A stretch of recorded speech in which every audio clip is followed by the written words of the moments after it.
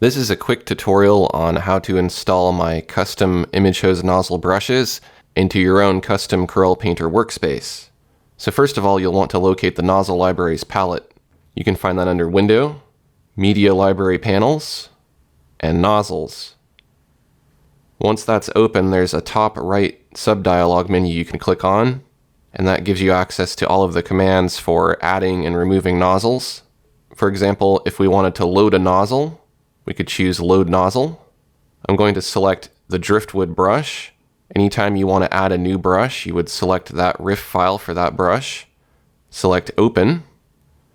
Now that's going to load that nozzle, and what that means is if I create a new document and I select an image hose brush, like linear size P, or any of the brushes found in the image hose category, when I paint, I'm going to be painting with the loaded nozzle, whatever I selected when I chose load. Now while it's loaded, that's just temporary. If you want to actually permanently add it to your library here in your Nozzle Libraries palette, you'll have to select Add Nozzle to Library after you've chosen Load Nozzle.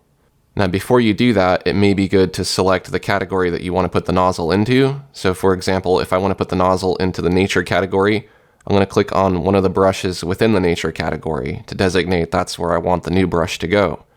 Then I'm going to click on the top right sub-dialog. I'm going to choose Load Nozzle again to make sure that I have the correct nozzle selected, because if I clicked off of it, it would have loaded a different nozzle.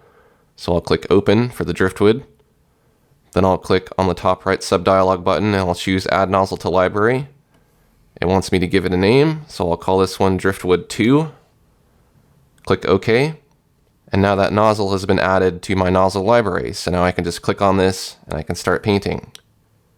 Now if I want to add the custom icon to that brush, I can right click on it and I can choose Set Custom Icon, and I can choose the icon that was included with that brush.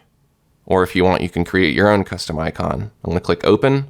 Now the icon has been added and this brush is permanently saved into your workspace. If you want to delete a brush, you can right click on it and choose Delete Nozzle. So that's how you install my custom image hose brushes into your workspace. Thanks for watching, and I'll see you next time.